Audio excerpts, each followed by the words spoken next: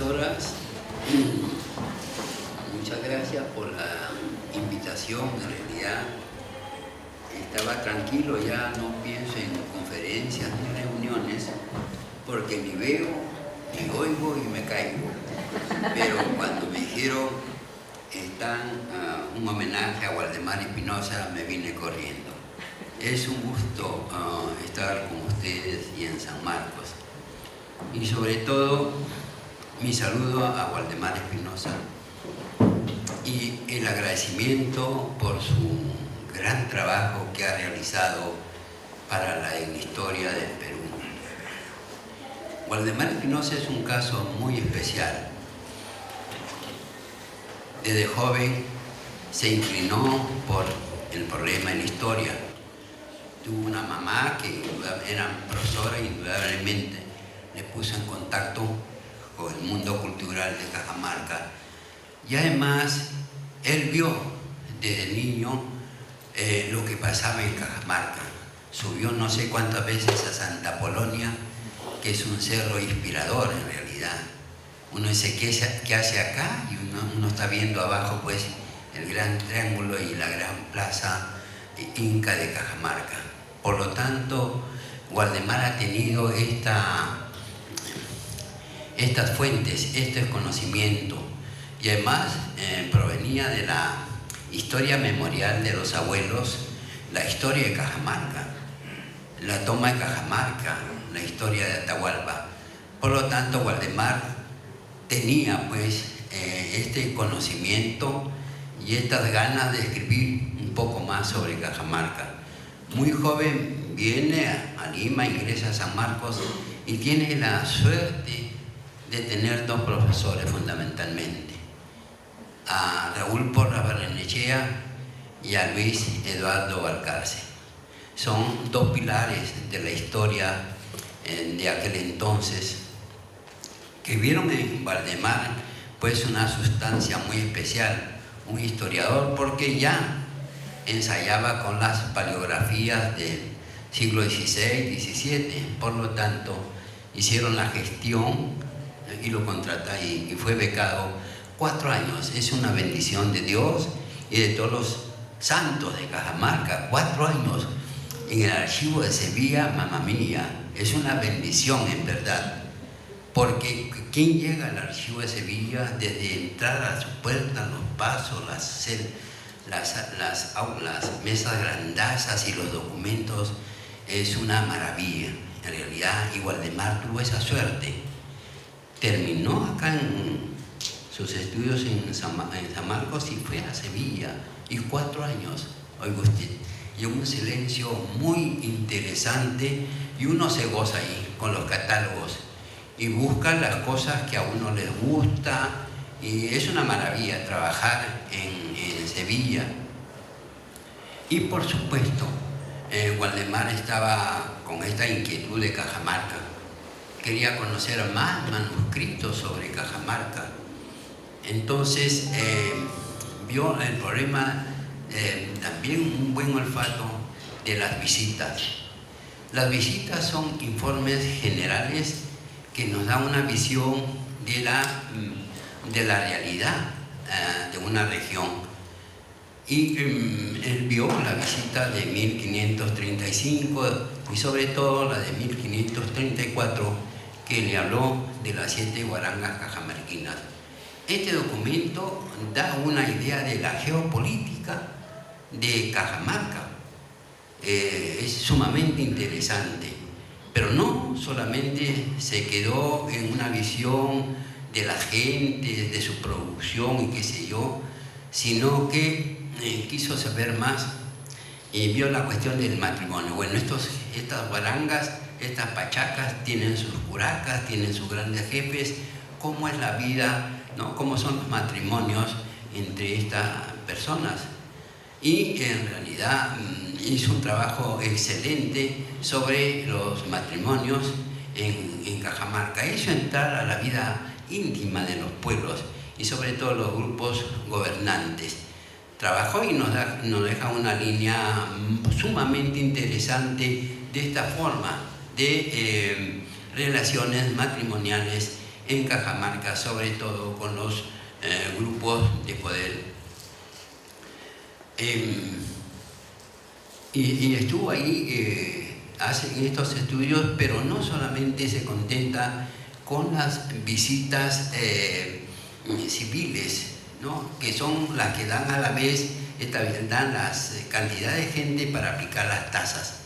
También estudia las revisitas que permiten las retasas. No solamente ahí se queda, sino que pasa a ver las visitas eclesiásticas.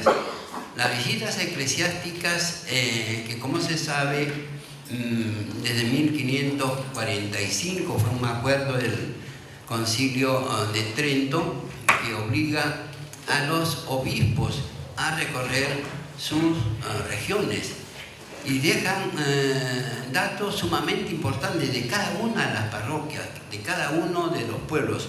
Un ejemplo que lo conoce mucho Waldemar es lo que dejó Martínez de Compañón y Bujanda, un informe magnífico, y sé yo.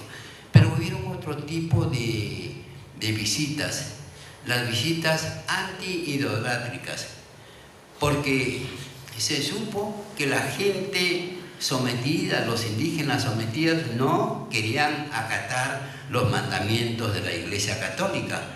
Por lo tanto, se hicieron los estudios correspondientes y se armó toda una tabla para preguntar a los indígenas para que soltaran pues sus ideologías, y así fue como en la Arzobispado de Lima envía varios extirpadores de idolatría. Waldemar Espinosa encuentra uno de estos expedientes sumamente interesantes sobre Cajatambo. Bernardo de Novoa fue el extirpador de idolatrías que llegó a Cajatambo. Fue un hombre cruel, se portó de manera vil con los indígenas, sobre todo con los indígenas líderes de los movimientos que no querían saber nada con la religión católica. Por lo tanto, alguna vez se le catalogó esta actitud como movimientos religiosos que hubo en el Perú, y que necesita un estudio más amplio, porque nosotros comenzamos con movimientos agrarios, movimientos antifiscales, pero como están tan escondidos estos movimientos, hemos dejado de estudiar los movimientos milenaristas, los movimientos religiosos. Entonces él encuentra este documento de Novoa y lo publica.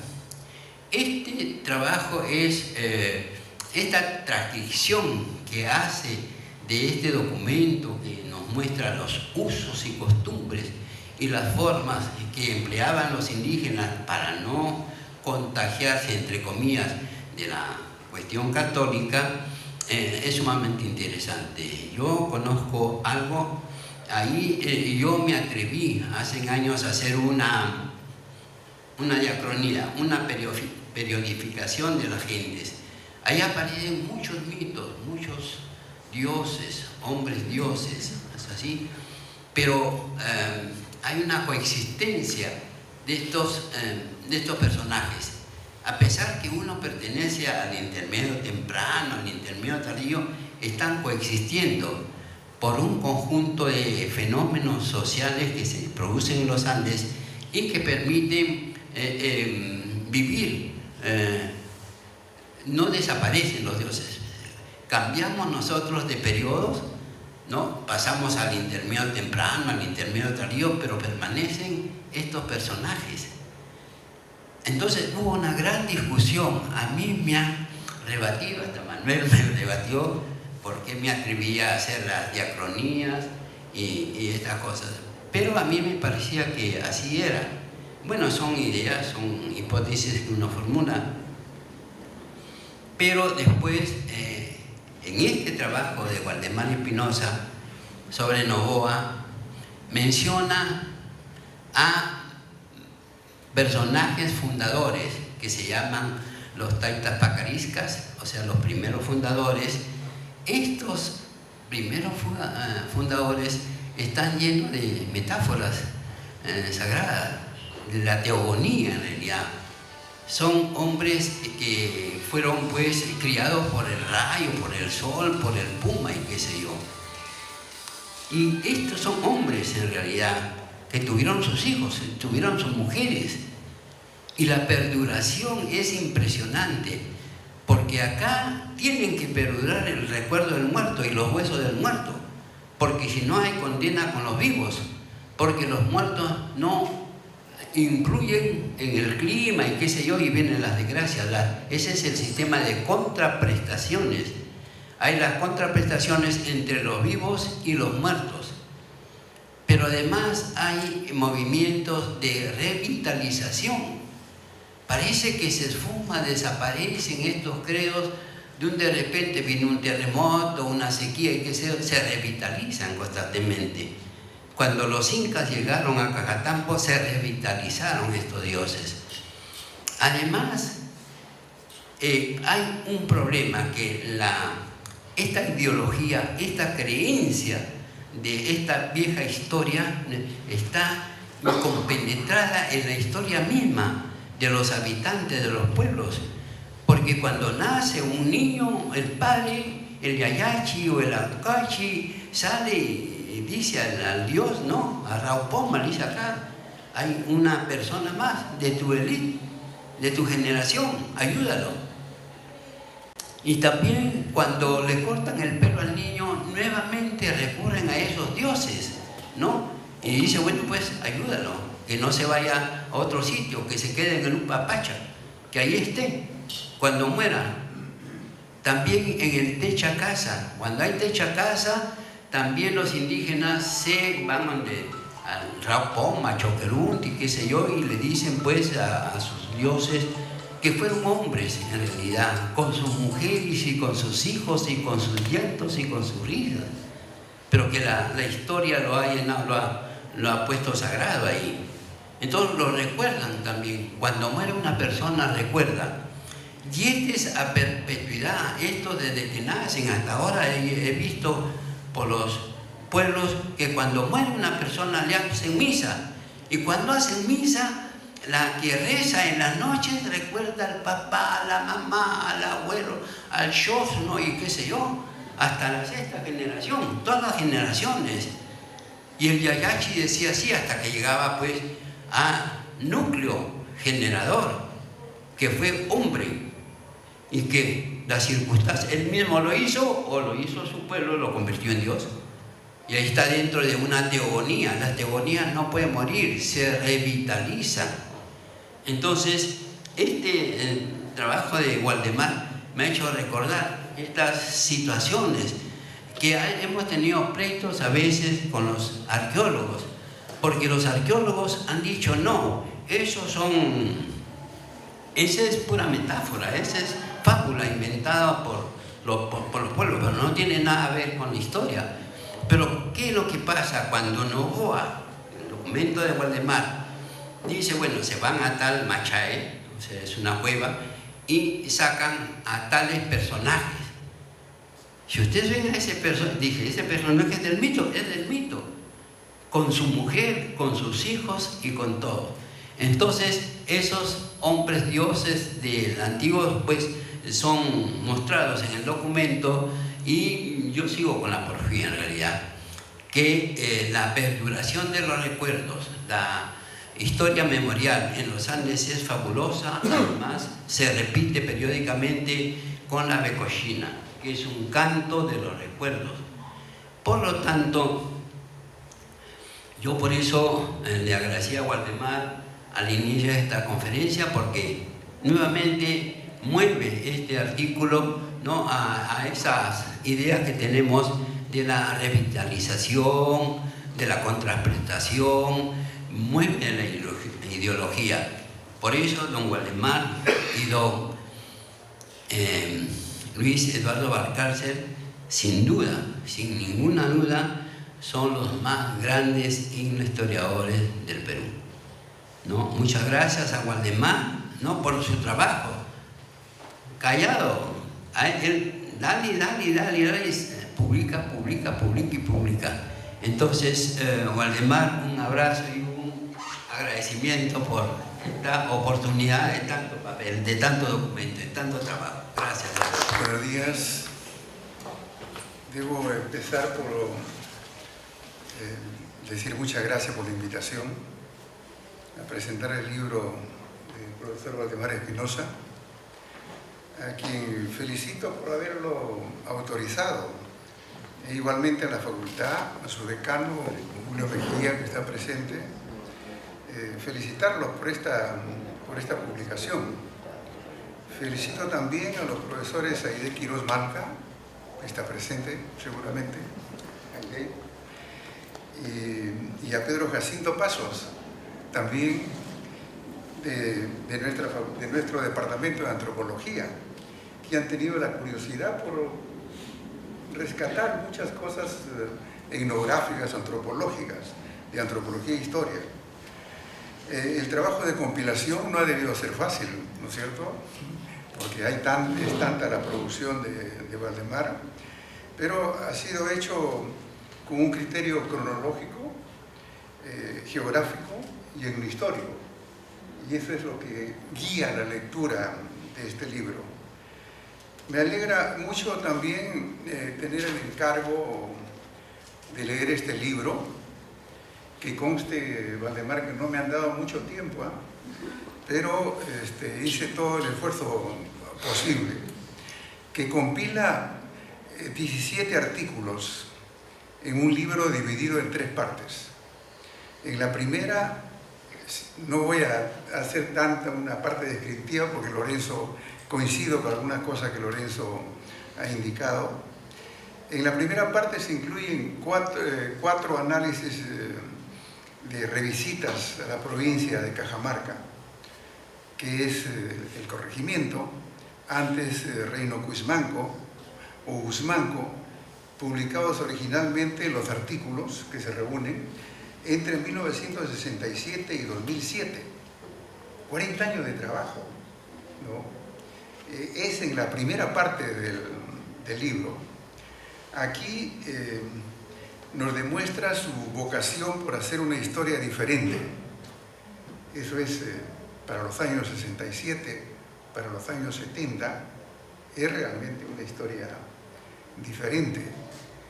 Yo recuerdo que la doctora Ela Dunbar Temple, cuando publicó La descendencia, cuando publicó los Curacas Apoalaya de la Sierra Central y se lo dedicó al maestro Raúl Porras, le dijo en la dedicatoria, que se conserva en la Biblioteca Nacional, ¿no?, que lo disculpen que he elegido hacer la historia de los sin historia, ¿no? Eso era en los años 30 y 40, pero a partir de los años 1967, en que el profesor Espinosa empieza su investigación y empieza sus publicaciones, el hacer la historia de los sin historia se convierte en una necesidad para el país.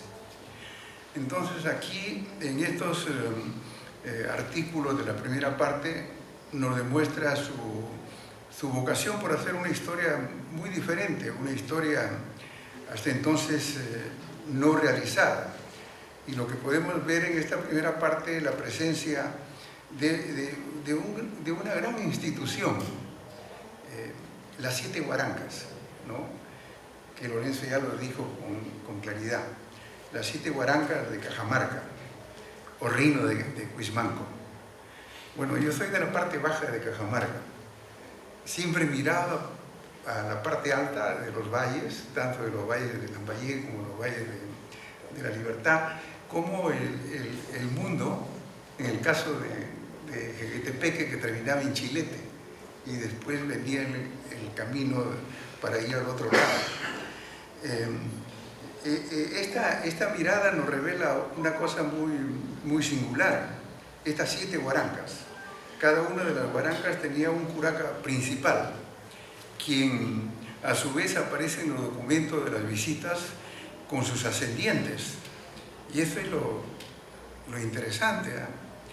Y descendientes, ascendientes y descendientes, con sus litigios, en sus probanzas, el reconocimiento de legitimidad de nobleza. La primera visita es de 1540, en esta primera parte del libro. 1540, a solo 8 años de la conquista, a solo 8 años de la ejecución de Atahualpa. Eso es lo que realmente me sorprende, ¿no? Porque 8 años después, en nuestro país, ¿qué se hace en 8 años? No se hace mucho, pero en cambio en 1540 es una segunda visita, la primera fue el 35, para hacer una suerte de evaluación de las encomiendas, una suerte de evaluación de los tributarios, una especie de censo. No hay tiempo porque solamente voy a tomar 15, 20 minutos, me dijeron. No hay tiempo de ingresar a esta visita, que es un primer informe etnológico, como lo llama el autor, y que es muy valioso. Esta visita tiene 24 ítems en las instrucciones para Cristóbal de Barrientos, que es el que realiza la visita. Tiene 24 ítems y el primero, que me parece muy significativo, es antes de iniciar la visita en las diferentes huarancas, hacer una misa para que escuchen todos los participantes. Me parece típico del siglo XVI, ¿no? Aunque se mantiene un poco la costumbre, ¿no, Waldemar? Ahora sí se hace misa siempre, ¿no? Pero de tanto que el segundo punto era de juramentar que las cosas que se van a hacer se hacen de acuerdo a las instrucciones recibidas por el visitador. Y las instrucciones estaban firmadas, no firmadas, pero estaban ordenadas por Francisco Pizarro y por Vicente de Valverde. Es decir, este ordenamiento, esta visita de 1540 es realmente para ver si la encomienda creada antes, inmediatamente después de la conquista, estaba funcionando correctamente. Bueno, no me puedo quedar mucho tiempo, pero realmente, si ustedes ven que interroga a los curacas de Huaranca, en que interroga a los curacas de Pachaca, que son las unidades menores dentro de la Huaranca, les pregunta sobre los familiares, los interroga sin mirar el quipu, los interroga a unos lejos de los otros, es decir, utilizan las tácticas más modernas, no los interrogan en conjunto, sino los interrogan por separado para ver la fidelidad de la información. Bueno, eso permitió que el encomendero Melchor Verdugo reciba pues sus recomendaciones. Bueno, esta es la encomienda y los encomenderos, pero en la visita aparecen los curacas principales, aparecen los curacas secundarios, aparecen los tributarios, que eran los cobradores directos. Esta era la primera fuente, yo diría, Waldemar, que he estudiado la encomienda para la parte baja. Esta es la primera fuente de riqueza extractiva de los conquistadores. Es decir, ¿qué tenían que repartir los conquistadores después de Cajamarca y después de la ejecución de Atahualpa? La gente, ¿no? La gente, es por eso que el planteamiento teórico también del libro y de las investigaciones del profesor Waldemar Espinosa en estos 40 años es que, si bien el imperio parecía una sociedad tributarista, donde la fiscalidad era la riqueza principal y parecía un modo de producción asiático, había ciertos visos de una transición hacia una feudalidad que venía como consecuencia de estos señores que se volvían señores poderosos. Entonces, no quiero salirme de mi libreto, pero me detengo un momento en el primer informe sobre 1540 de nuevo, porque hay 7 visitas en Cajamarca en el siglo XVI. La primera del 35 y la última del 95. La de 1540, que es la segunda, y las instrucciones que he indicado verdaderamente lo convierte en una fuente de primera categoría. Y el reino de Cajamarca surge con toda su claridad. El reino aunque no podemos acercarnos a él tanto, ¿no es cierto? Porque es una cosa, una abstracción. Para el Inca era el reino Chimoro, el reino Cusmanco, el reino Cusmanco, o era un Guamani, era una provincia grande que es delimitada por las guarancas, y había estas agrupaciones que se llaman guarancas, que eran 5 originales y 2 de mitmas, unos mitmas que venían de la parte costeña y otros mitmas que venían de la parte alta amazónica. Qué interesante y qué revelación es todo eso que tiene que ver con el funcionamiento prehispánico, con el funcionamiento de la época inca. Es decir, habían mitmas que eran los que venían a producir en la zona, pero a la vez mitmas que venían a controlar, que cumplían funciones políticas y funciones militares. Eso revela muchísimas cosas. Y hay un ejemplo que estudia el profesor Waldemar Espinosa, que es la guaranca de Pariamarca. ¿Cómo es que se forma una de las guarancas? Y una de las guarancas de mitmas, de Mitayo, de los que se transportan para trabajar. Esa proviene de la parte alta de la selva. Pero no me voy a detener más, ya transcurrieron casi 15 minutos. Hay el tema de la poliginia. Yo me quedaba sorprendido, Valdemar, en todos nuestros ancestros eran polígamos, pero en los privilegios de los curacas principales y los curacas secundarios, y algunos que probablemente también. Esto es como el zócalo de la organización andina prehispánica, un zócalo regional, un zócalo de la costa norte. No se inventan esas relaciones de parentesco de la noche a la mañana. Es decir, que el imperio inca estaba construido con piezas regionales que tenían muchas de las características que ellos lo ampliaban a nivel del Cusco.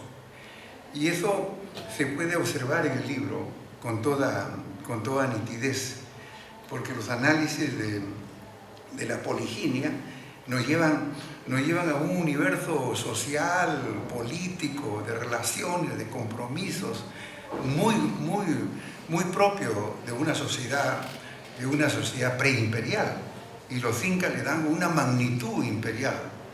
Y eso es, digamos,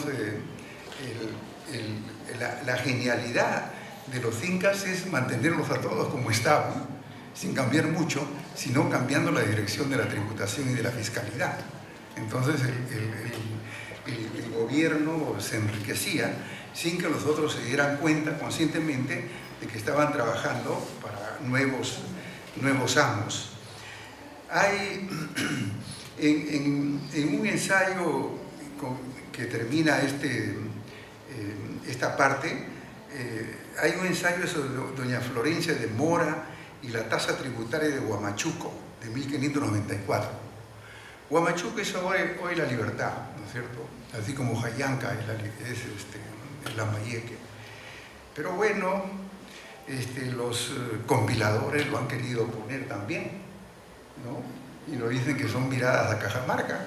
Está bien, yo hago mi reclamo por la libertad. Muchos datos sumamente interesantes de esta señora doña Florencia de Mora. El apellido Mora en Trujillo es muy conocido, ¿no es cierto? Es como los Puga en Cajamarca, pero hay Mora de todo tipo, ¿eh? Entonces, la señora Florencia Mora era empresaria. Y yo me pregunto, ¿era realmente empresaria? Me pregunto, ¿era una mujer empresaria? ¿Quién era realmente esta señora que enviudó muy temprano? Era una viuda codiciada, ¿no? Pero dada la escasez de varones, se mantuvo viuda hasta el final. No quiero ya, esta parte me parece sensacional, Valdemar, La primera parte termina con el estudio de una supuestamente española que es casada con el cacique principal de Niepos, que era una huaranca. Los caciques principales no solamente aspiraban a tener una mujer principal y varias mujeres secundarias, sino también una mujer española, ¿no? Aquí hay tanto material para ver doña Florencia de Mora, que es la trujillana, que sí es española, como la otra señora, Beatriz, que es también sospechosa de ser española, ¿no? Dice el autor, y que tiene casada con un cacique principal. Bueno, la segunda parte tiene 8 artículos que no lo voy a analizar ya, y habla de las poblaciones mismas. Bueno, para los historiadores del mundo andino, como nosotros, me estoy colando, Lorenzo. Mitma es una institución extraordinaria, ¿no? Que el mismo reino Chimor la utilizaba. Traían mitmas de un lado y del otro lado. Y los incas lo que hacen es aumentan la dimensión. Y los mitmas van a viajar grandes distancias para llevar las tecnologías, para llevar las plantas, para llevar la disciplina y para llevar la política. Entonces aquí en esta parte hay estos mismas que realmente son extraordinarias. Yo no sabía que de mi tierra también salían mismas, pero no de Chepén, pero sí del costado, un poquito más, por el Cruz de Motupe, en Jayanca. Jayanca es muy querido para nosotros, a pesar de que son muy brujos, ¿no es cierto? También, pero producen buen vino ahora. No quiero quedarme ahí, quiero ir a la tercera parte, ¿no? La tercera parte tiene 3 artículos y una entrevista al autor, que me parece una buena idea de Pedro y de Aide. Me ha interesado mucho esta reacción de los indígenas frente a la independencia. ¿Qué mejor manera, como se está haciendo ahora, de manera muy moderna, en investigaciones en el IEP, cuál es la reacción de los diferentes cabildos municipales frente a la independencia en 1821? Pues aquí está hecho por Valdemar, ¿no? Entonces no había ningún entusiasmo de las poblaciones indígenas por la independencia. Pero yo me pregunto, y también te pregunto, Valdemar, pero no tienes que responder ahora, realmente a los curacas, a los que mantenían el ordenamiento anterior, no les interesaba tanto la independencia. Ese ordenamiento anterior, aquí en el Perú a veces estamos prisioneros de la jaula del pasado, ¿no? No queremos nada que perturbe, que cambie. Entonces muchos de los indígenas no querían, que eran realmente los cabezas de las poblaciones. Bueno, ese es un tema interesante a seguir trabajando, ¿no? La independencia, cómo se percibió desde las provincias. Pero aparece otra dama, donde el autor ya deja a los indígenas tranquilos y trabaja una persona de la clase alta local, la familia Puga, Amalia Puga. Y hay una biografía verdaderamente simpática. Todos escuchamos de la familia Puga y a veces escuchamos de Cristóbal de Losada, del matemático cajamarquino, pero no se sabe mucho de Amalia Puga de Losada. No se sabe mucho que era una mujer que rompió esquemas para la época. Rompió esquemas para una ciudad, como dice Valdemar, Cajamarca parecía inmovilizada, ¿no? Parecía castigada después de la muerte de Atahualpa. No había tantas transformaciones. Y dentro de ese contexto de no tantas transformaciones, aparece Amalia Puga. Y Amalia Puga rompe esquemas, viaja a Lima y se conoce por correspondencia con un colombiano, Cristóbal de Losada. Y no solamente lo conoce, se casa. Y no solamente se casa, se va con él a Nueva York. Y el esposo por qué circunstancias, no lo dice el autor, lo ha reservado para su conocimiento. Él muere muy pronto y ella queda viuda, otra viuda. No sé qué pasa en Cajamarca. Pues, no, enviuda, las mujeres con mucho dinero enviudan pronto. Pero ella también, y después se convierte en una intelectual importante. Bueno, no quiero contarles más cosas del libro, ustedes lo van a leer, pero quisiera sacar algunas conclusiones, ¿ah? Algunas conclusiones. Yo diría que en primer lugar, Valdemar Espinosa Soriano ha sido el primer historiador peruano que ha trabajado con documentos de la administración colonial para preguntarle a estos documentos por los ordenamientos sociales y políticos prehispánicos. Ya me estaban Anías mirando para que termine, ¿eh? Así que voy a terminar pronto. No le hagas caso. Ya, la segunda conclusión, que en esta cosa compleja que ha mostrado también Lorenzo, aparece el reino, una unidad del ordenamiento político y social y militar de los incas, que es el reino Huizmanco, con sus 5 huarancas originales y con sus 2 huarancas de mitmas costeños de la selva alta. En tercer lugar, el matrimonio andino, los curacas principales con varias mujeres y curacas secundarios con algunas.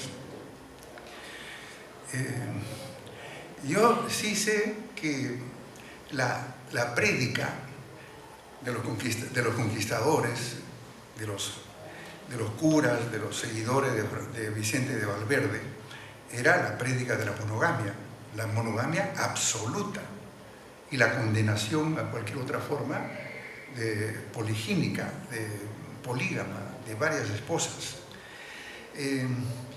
El autor se cuida de decir que esto no es el sometimiento de la mujer, que esto no es la conversión de la mujer en una mercancía de intercambio ni de premio, sino las formas de las alianzas matrimoniales de la época. Pero sí, esos documentos que él ha utilizado como las visitas, las revisitas, los informes, los litigios, las probanzas, todos permiten ver esta suerte de entramado poligínico de curacas que tenían varias mujeres. Entonces eso daría la impresión que continúa en el siglo XVII y parte del siglo XVIII.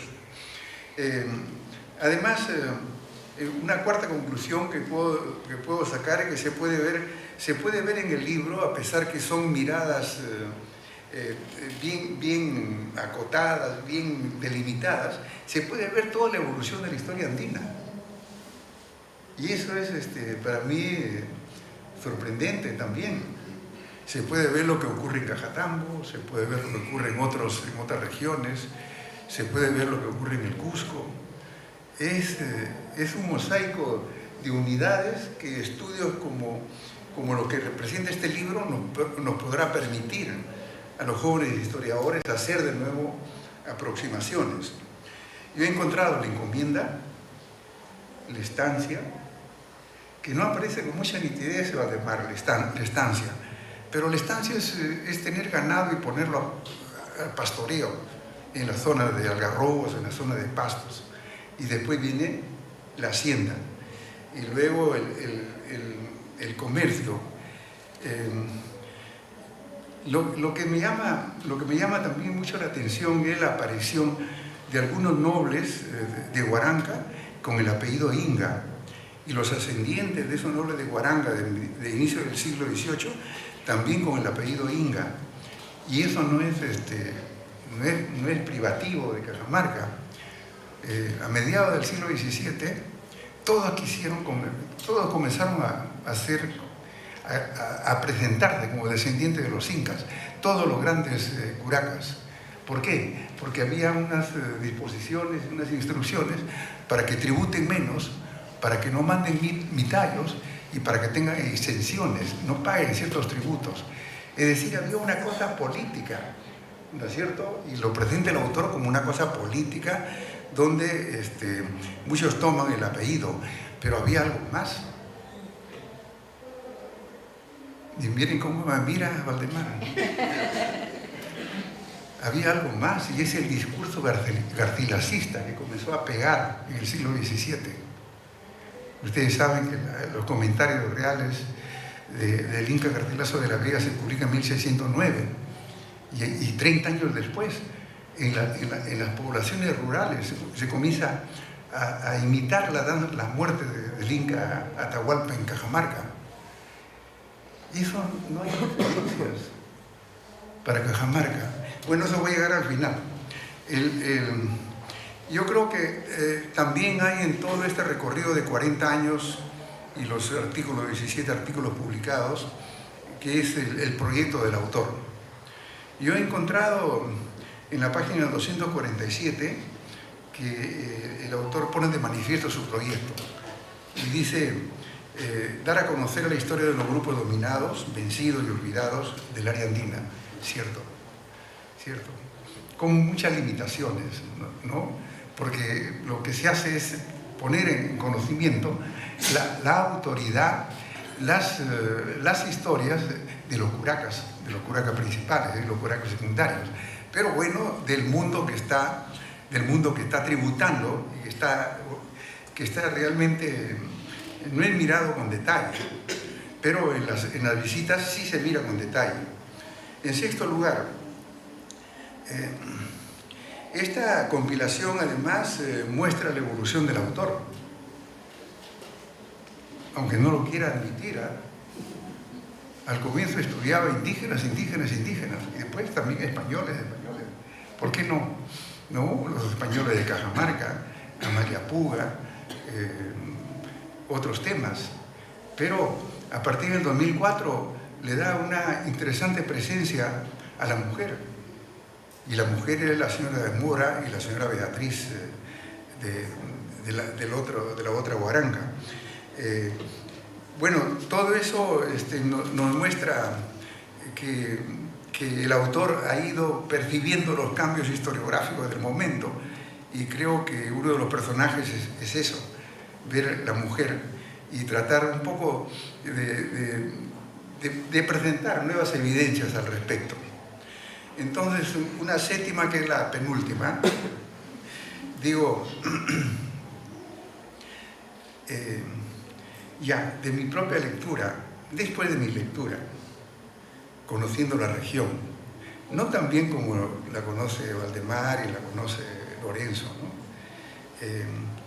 Lamento que en la historia de Cajamarca no aparezca la gran tragedia de Atahualpa. No aparece. Nadie hace referencia a Atahualpa. Hacen referencia, sí, a Huayna Cápac y a Tupac Inca Yupanqui primero. ¿Para qué? Para legalizar sus parcialidades, para legalizar la posesión de sus curacazgos principales o secundarios. ¿Y por qué no hacen referencia a Atahualpa? ¿Por qué no hay ninguna referencia a Atahualpa? En esa perspectiva, Cajamarca es un poco la Jerusalén de los Andes peruanos.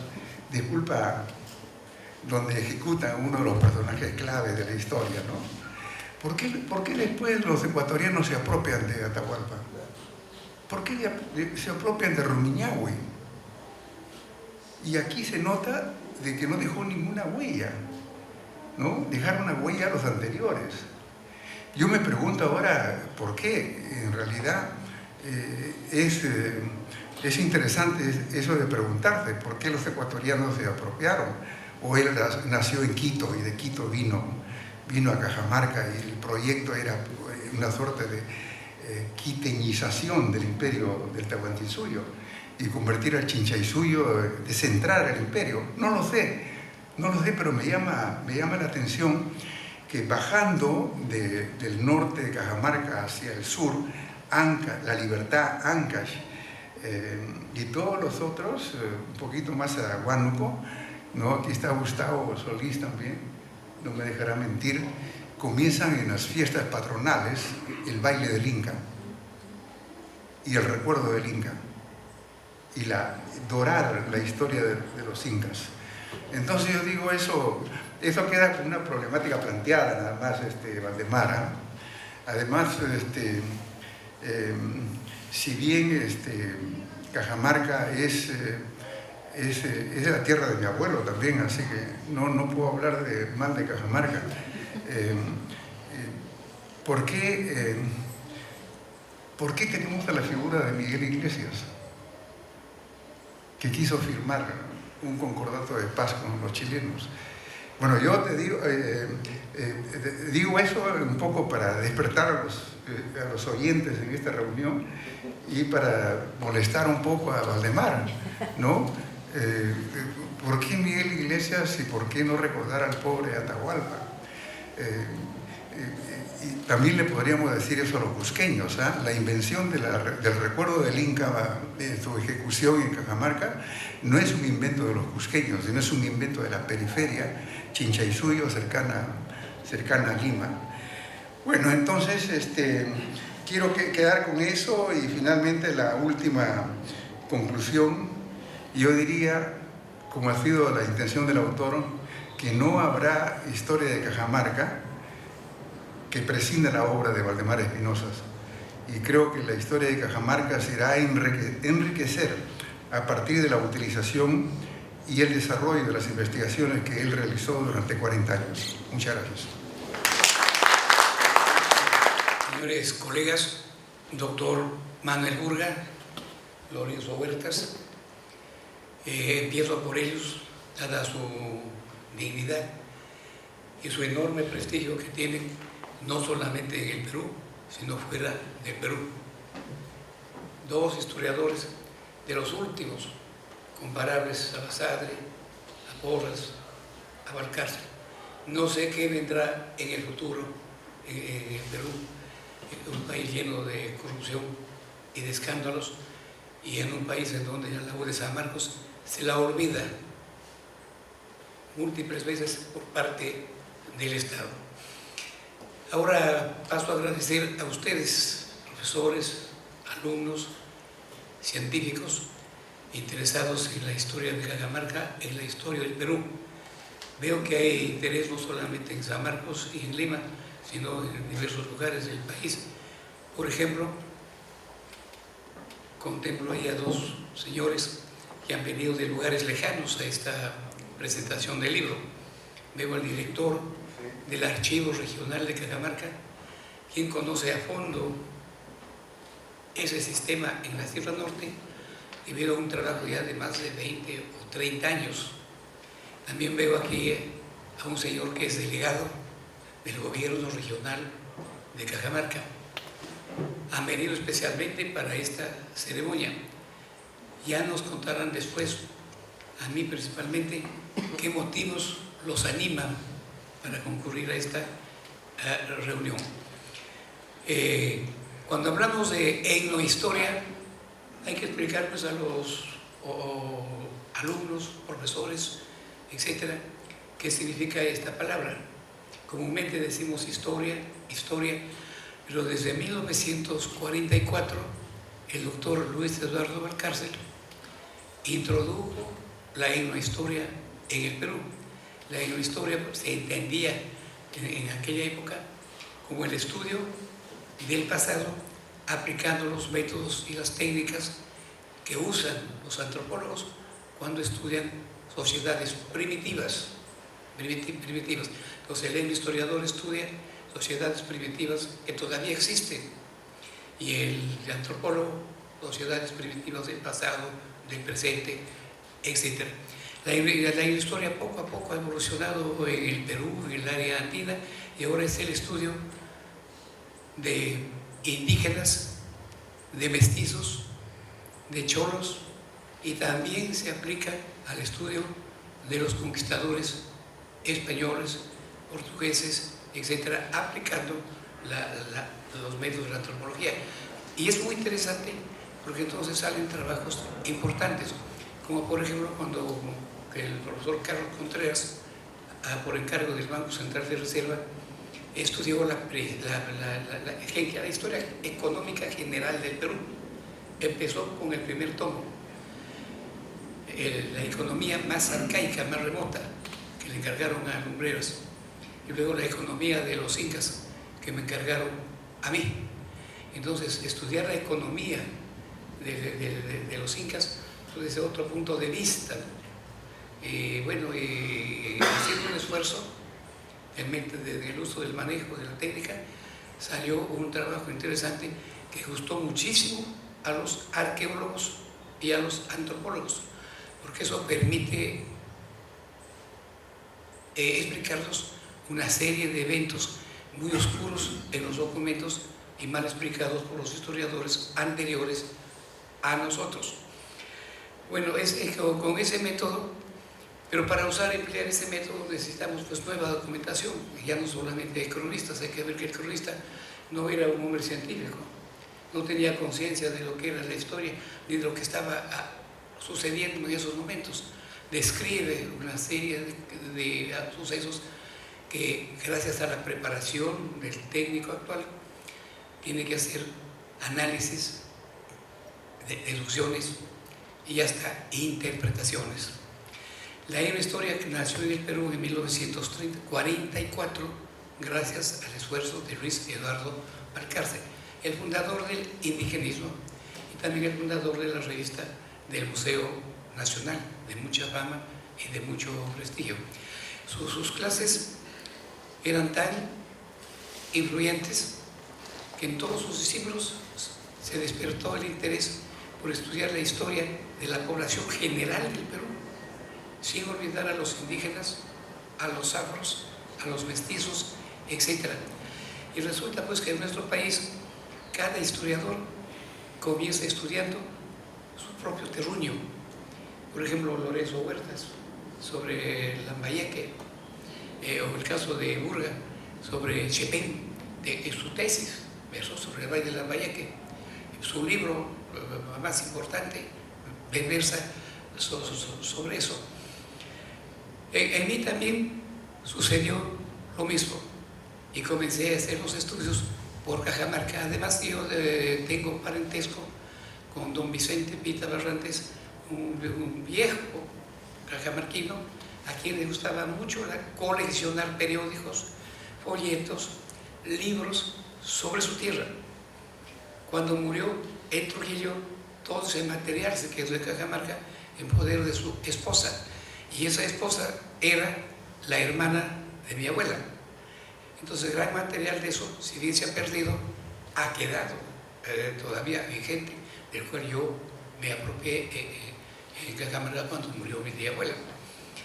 Eso ha influido muchísimo y mucho me interesaba conocer a los caxamarcas, también a los españoles en la colonia, los españoles en la República.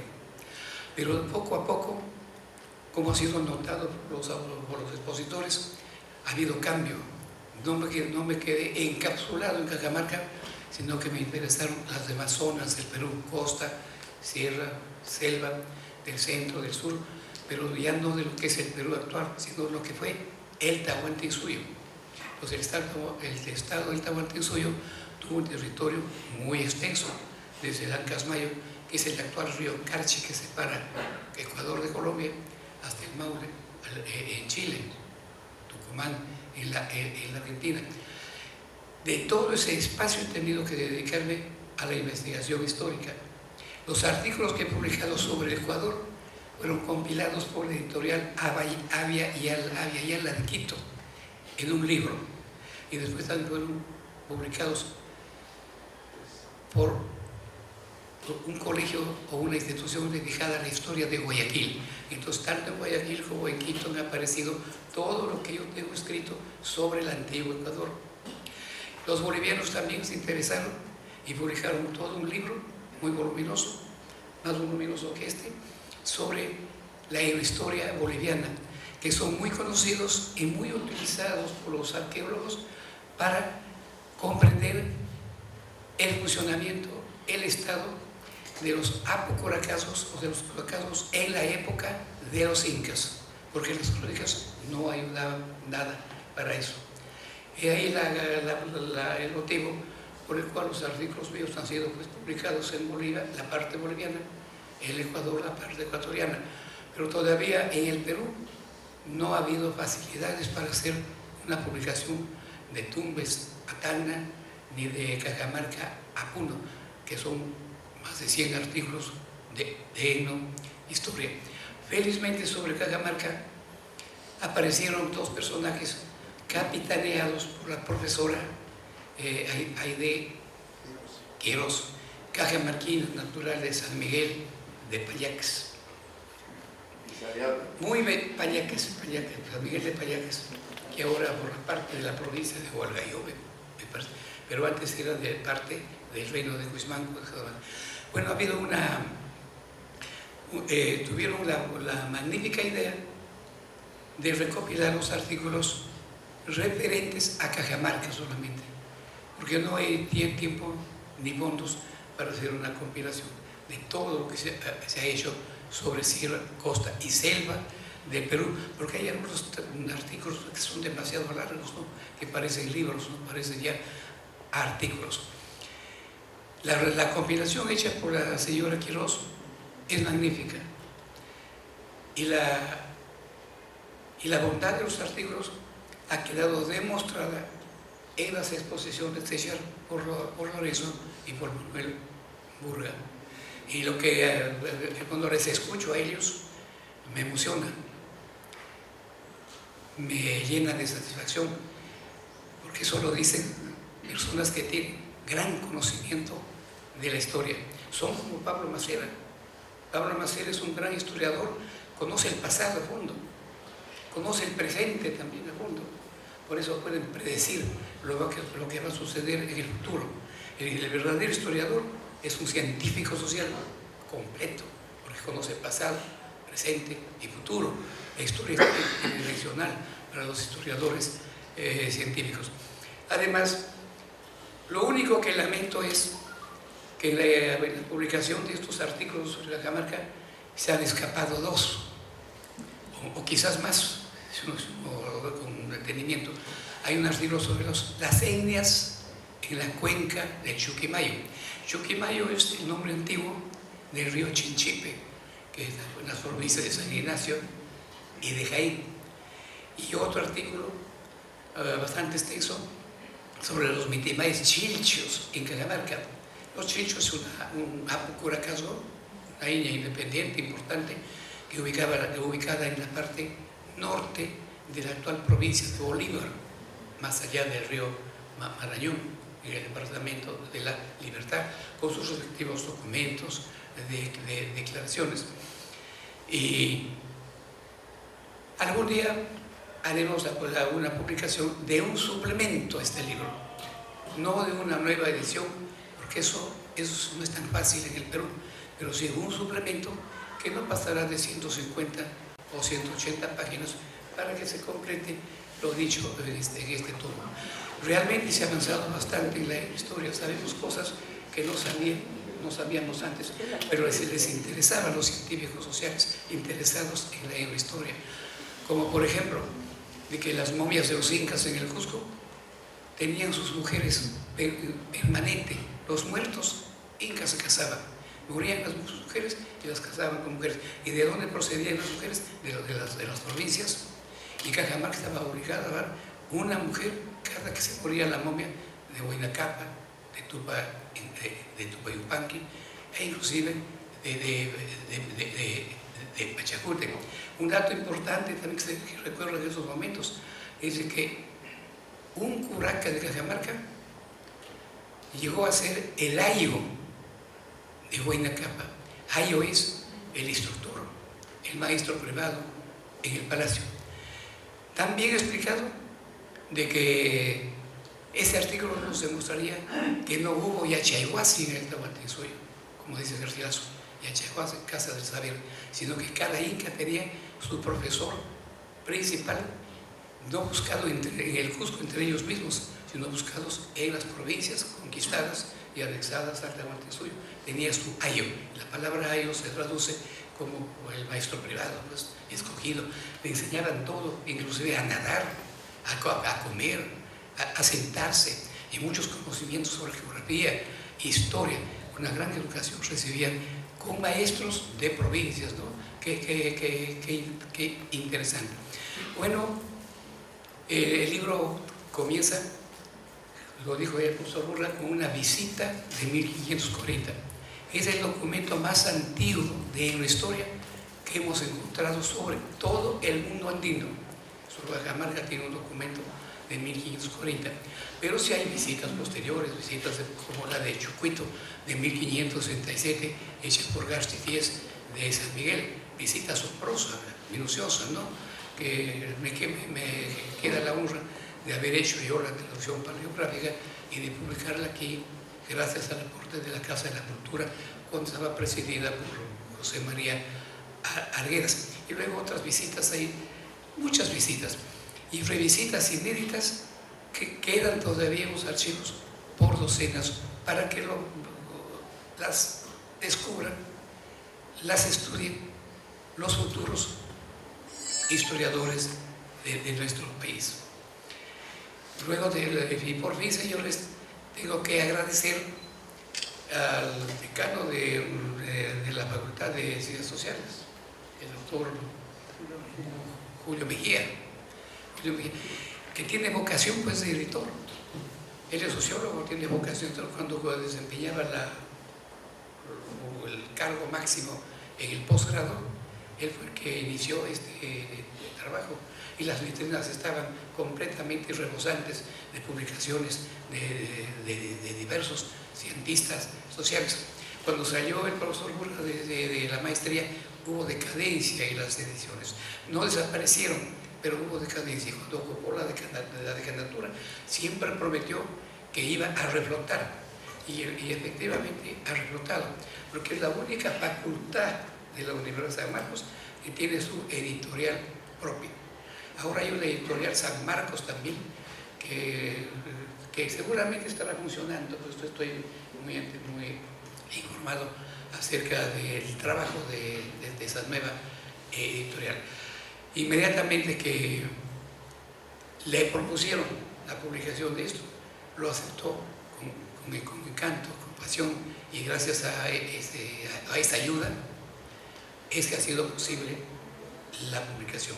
Si es que ahí faltan algunos artículos, es por culpa no del decano, tampoco de los compiladores. Yo creo que es mi culpa, porque yo en los meses que ellos estuvieron decididos a sacar la compilación en forma de libro, yo estaba muy enfermo, estaba grave, hospitalizado, de tal manera que yo les dije a ellos: háganlo todo, corrijan todo, revísenlo, hagan el diagrama. Yo no puedo hacer nada, puedo hasta fallecer. Y después de esto me quedé gravemente enfermo a la vista. Yo no los veo a ustedes, veo solamente una sombra, pero me van a operar y seguramente me quedaré sano. Y una vez que recobre la visión, recobraré pues, el vigor también para continuar con el trabajo. Ahora no puedo leer mi periódico, pero es solamente temporal. Dentro de me han asegurado los oculistas de Oftalmo Salud, que la dirige un señor Izquierdo Vázquez, que fue rector de esta universidad, de que voy a quedar completamente restaurado.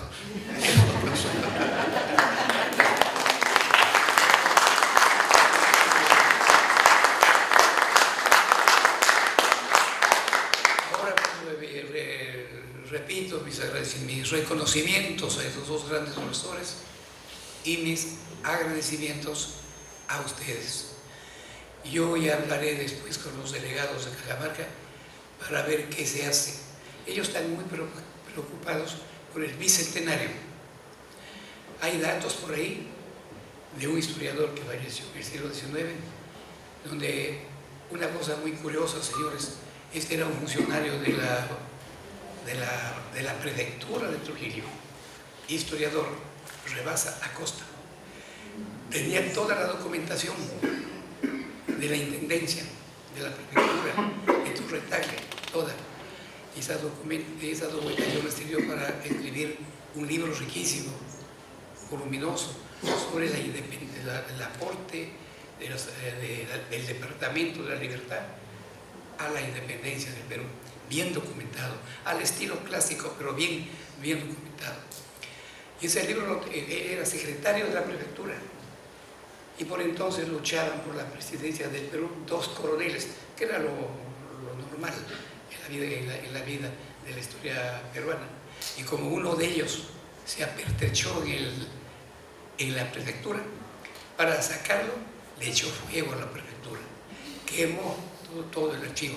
Y ahí también estaba el libro que había escrito don Manuel Rebasa. El libro que preparó desapareció, la documentación desapareció. Pero don Manuel Rebasa se dio cuenta de que esa pérdida podría subsanarse con algo. ¿Cómo? Él era una persona que tenía buena memoria, no tantísima, pero tenía buena memoria. Entonces, de memoria, escribió la nueva historia, el nuevo libro. Y es entendible que se le haya escapado muchísimas cosas. Él vio las actas de la Corte de la Independencia de todas las provincias de la Intendencia de Trujillo, de todos los distritos de la Intendencia, y todo lo concentraron pues, en el archivo de la ciudad de Trujillo. Desapareció. De tal manera que cuando habla de la independencia de Cajamarca, él no acordaba qué día fue la independencia. Normal, se había acordado, se había olvidado. Y él decía, pero debió ser entre el 6 y el 8 de enero. Y bueno, una tremenda dificultad, porque la única fuente que teníamos nos fijaba una fecha imprecisa. En 1921 celebraron en Cajamarca el centenario el 8 de enero, con una misa y un desfile escolar y militar. Han pasado 100 años y ahora quieren saber tanto el director del archivo como la dirección regional, la presidencia de la región de Cajamarca, la fecha exacta para decretar, trabajar para celebrar pues, los 200 aniversarios.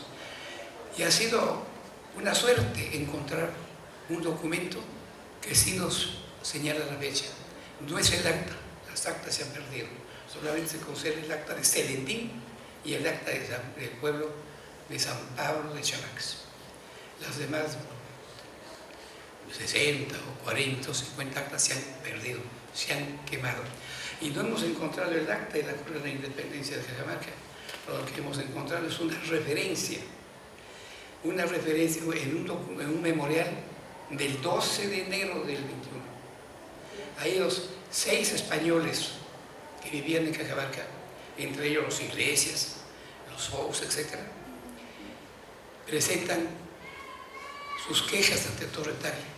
Dice, hace 3 días que se cobró la independencia de Cajamarca y por ser españoles nos quieren echar. Pedimos a Torre Tagle el permiso, la licencia para que nos deje vivir en esta ciudad y en esta provincia donde tenemos nuestra casa, nuestras haciendas, nuestras minas en Huarcayó, y prometen trabajar en paz sin molestar a los independentistas. Ahí la fecha, hace 3 días, quiere decir que fue el 9 de enero.